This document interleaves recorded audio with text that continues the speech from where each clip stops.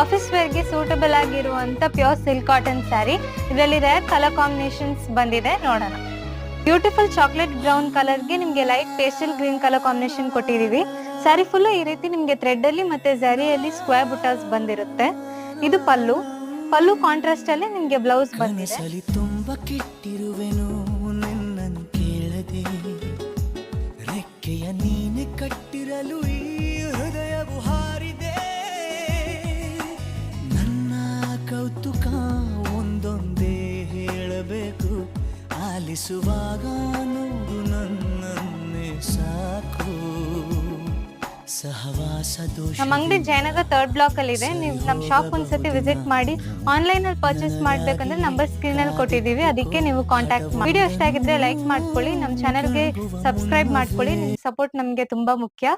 Thank you.